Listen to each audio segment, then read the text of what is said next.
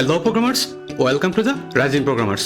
আমি সাদাত হোসেন আছি আপনাদের সাথে, এবং সেই সাথে ওয়েলকাম করছি বাংলায় পাইথন টিউটোরিয়ালের 3 নম্বর পর্বে। গত ভিডিওতে আমরা এই সিরিজের ওভারভিউ নিয়ে কথা বলেছিলাম।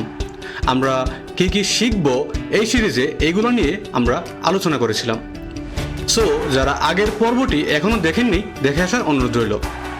আজকে আমরা কীভাবে পাইথন ইনস্টল করব এবং কোথায় পাইথনের কোডগুলো লিখব এইগুলো দেখার চেষ্টা করব। তারপর সবশেষে আমরা পাইথন দিয়ে আমাদের সর্বপ্রথম প্রোগ্রামটি লিখব এবং কীভাবে সেটা রান করাতে হয় ওইটা দেখব। তো চলুন শুরু করে ফেলি আমাদের আজকের পর্ব।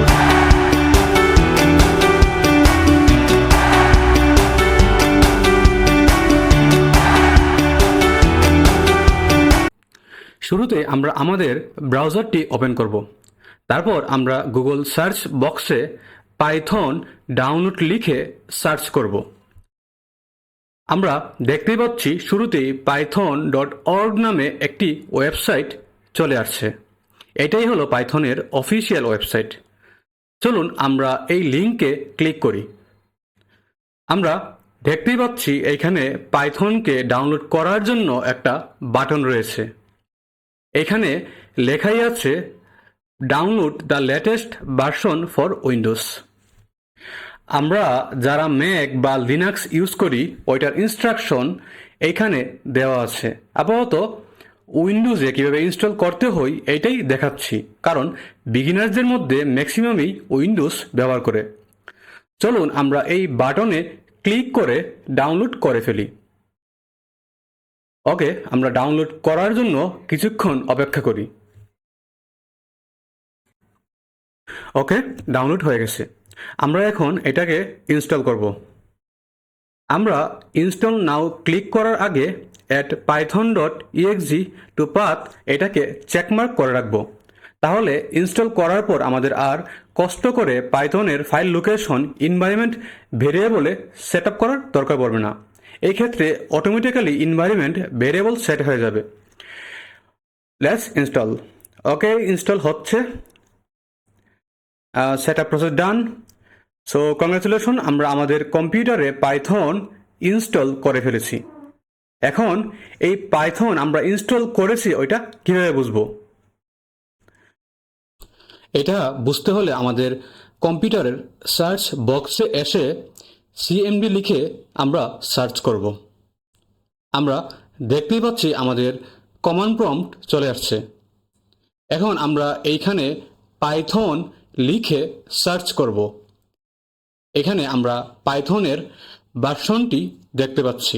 তার মানে আমরা আমাদের কম্পিউটারে সাকসেসফুলি পাইথন ইনস্টল করে ফেলেছি।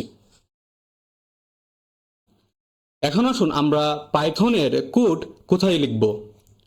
কোড লেখার জন্য পাইথনের একটা ডিফল্ট আইডিয়ালি বা ইন্টিগ্রেটেড ডেভেলপমেন্ট লার্নিং এনভায়রনমেন্ট আছে।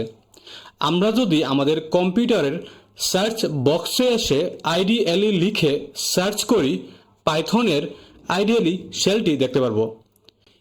এটাই হলো পাইথনের ডিফল্ট আইডিই বা ইন্টিগ্রেটেড ডেভেলপমেন্ট এনভায়রনমেন্ট। কিন্তু আমরা এই সিরিজে এইটা ব্যবহার করব না। আমরা একটা লাইট ওয়েট কোড এডিটর ব্যবহার করব। কারণটা হলো একটা লাইট ওয়েট কোড এডিটরের অনেক সুবিধা আছে। আপাতত আমরা এটার ব্যাখ্যায় যাব না, কারণ এটা আমাদের মাথার উপর দিয়ে চলে যাবে। যাই হোক, এই সিরিজে আমরা ভিএস কোড বা ভিজুয়াল স্টুডিও কোড ইউজ করব। এটা ব্যবহার করা খুবই সহজ। আপনারা চাইলে অন্য কোড এডিটর ইউজ করতে পারেন, যেমন সাবলাইম টেক্সট, পাইচার্ম ইত্যাদি। তো চলুন আমরা ভিএস কোড ইনস্টল করে ফেলি। আমরা গুগলে এসে ভিএস কোড লিখে সার্চ করলাম। আমরা দেখতেই পাচ্ছি ভিএস কোডের অফিসিয়াল ওয়েবসাইটটি চলে আসছে। আমরা এখন এই লিঙ্কে ক্লিক করি। এখানে দেখতে পাচ্ছি ডাউনলোড ভিএস কোড দেওয়া আছে। চলুন আমরা এখান থেকে ডাউনলোড করে ফেলি। ওকে, লেটস ইনস্টল ভিএস কোড। ফাইলটি একটু বড়, আমরা কিছুক্ষণ অপেক্ষা করি। ওকে, ডাউনলোড ডান। আমরা ফাইলটা ওপেন করব। তারপর আই অ্যাকসেপ্ট দ্য এগ্রিমেন্টে চেকমার্ক করব। তারপর নেক্সটে ক্লিক করব। এখানে যেভাবে আছে এভাবে রাখবো। তারপর নেক্সট, দেন আমরা ইনস্টল বাটনে ক্লিক করে এটাকে ইনস্টল করে ফেলব। আমি আর ইনস্টল করছি না, কারণ আমার কম্পিউটারে অলরেডি ইনস্টল করা আছে। এখন আমরা আমাদের কোড এডিটরটি ওপেন করব।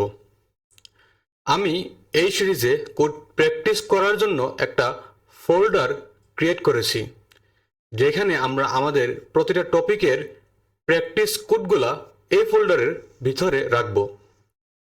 চলুন আমরা ভিএস কোডে এই ফোল্ডারটি ওপেন করি।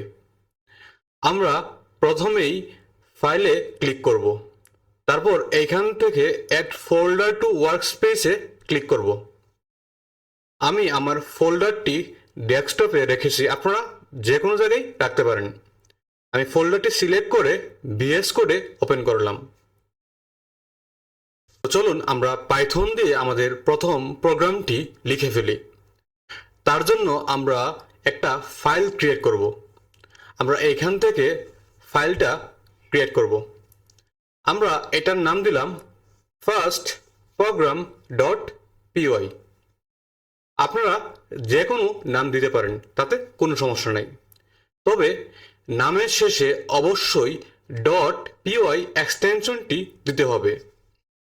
এখানে আমরা ফাইলের এক্সটেনশন ডট পিওয়াই এর মাধ্যমে আমাদের মেশিনকে বলে দিলাম যে এখানে আমরা পাইথনের কোড লিখব। তার মানে আমাদের মেশিন এটা বুঝে যাবে যে এইটা পাইথনের একটা ফাইল। এখন আমরা একদম এক লাইনে সিম্পল একটা কোড লিখব। আমরা শুধুমাত্র পাইথনের বেসিক্স সিনট্যাক্সটা দেখব, কোনো ব্যাখ্যাতে যাব না। আমরা সামনে আস্তে আস্তে সবকিছু দেখব এবং শিখব। আমরা এখন জাস্ট কিছু একটা প্রিন্ট করব। চলুন আমরা লিখি প্রিন্ট, তারপর স্কোয়ার ব্র্যাকেট। এখন আমরা এই স্কোয়ার ব্র্যাকেটের মধ্যে কিছু একটা লিখব। এক্ষেত্রে আমি আমার নামটি লিখছি, শাহাদাত দেন হোসেন। আপনারা চাইলে আপনাদের নাম বা যে কোনো কিছুই লিখতে পারেন। আমি আমার নামই লিখলাম। যেহেতু স্ট্রিং প্রিন্ট করব, তাহলে ডাবল কোটেশন দিয়ে দিলাম। এখন আসুন একটু বোঝার চেষ্টা করি। পাইথনে কিছু প্রিন্ট বা কনসোলে দেখার জন্য প্রিন্ট নামে একটা বিল্ট ইন ফাংশন ইউজ করা হয়। এইটার মাধ্যমে আমরা কনসোলে কিছু একটা দেখতে পাই। তারপর যেহেতু এটা একটা ফাংশন, এই জন্য আমরা প্যারেন্থেসিস বা স্কোয়ার ব্র্যাকেট দিয়েছি। এখন আমরা যারা প্রোগ্রামিংয়ে একদমই নতুন, তাদের এইগুলা তাদের মাথার উপর দিয়ে যাবে। আপাতত এটা জানেন যে প্রিন্টের ভেতর আমরা যাই কিছু লিখি না কেন ওইটা কনসোলে দেখা যায়। সো চিন্তার কোনো কারণ নেই, আমরা এই সব কিছু সামনে খুব ভালোভাবেই শিখব। এখন আসুন আমরা এটাকে কিভাবে রান করাবো। আমরা উপরের ভিউতে ক্লিক করব, তারপর এখান থেকে টার্মিনালে ক্লিক করব। আমরা দেখতেই পাচ্ছি আমাদের টার্মিনালটি চলে এসেছে। পাইথনের ফাইল রান করাতে হলে আমাদের প্রথমে লিখতে হবে পাইথন, তারপর স্পেস, তারপর ফাইল নেম। এখানে আমাদের ফাইল নেম হলো ফার্স্ট প্রোগ্রাম ডট পিওয়াই। আপনারা যেই নাম দিয়েছেন ওইটাই দিবেন। এখন আমরা এন্টার প্রেস করব।